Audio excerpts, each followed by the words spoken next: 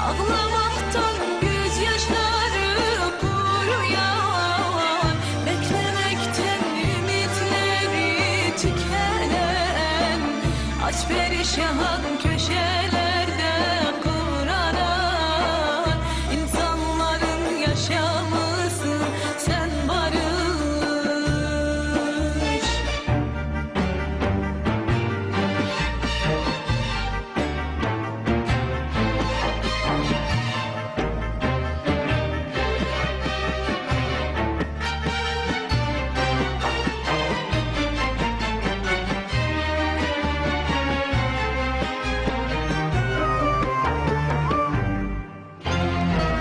Olacağı belirsiz yarınların, güneşi hiç doğmayan sabahların, kabus dolu karanlık gecelerin, ümidisin, güneşisin sen barış.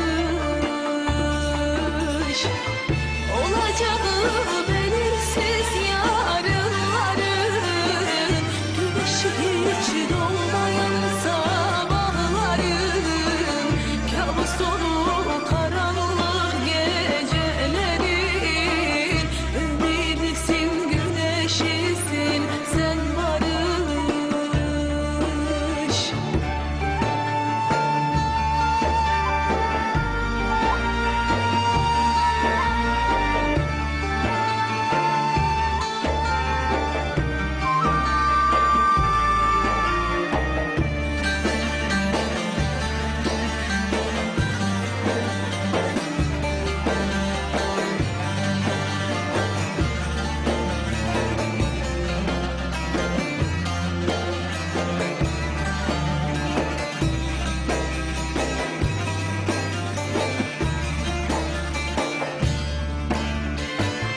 Öksüz kalmış körpecik yavruların, sevdiğine ağıt yakan kızların, kelepçeli mahkum tüm insanların, şarkısısın, hasretisin sen barış.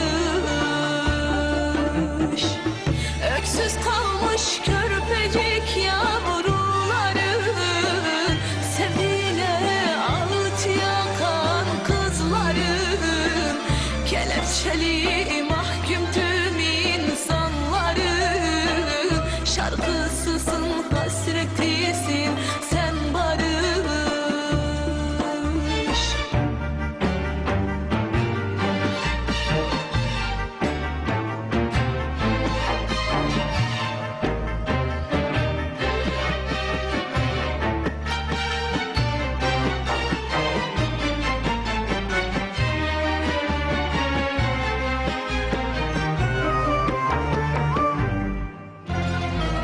Gördü Türk'ü yüce Allah yaratmış, bilmez misin ırkçılığı men etmiş, sevgi, saygı, eşitliği emretmiş, kelamıdır barış yüce Allah'ın.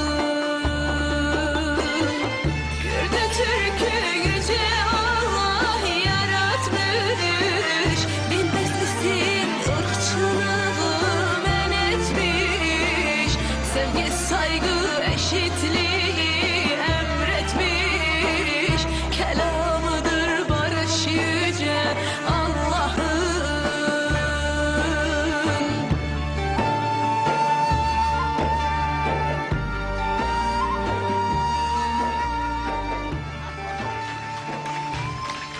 Teşekkürler, sağ olun.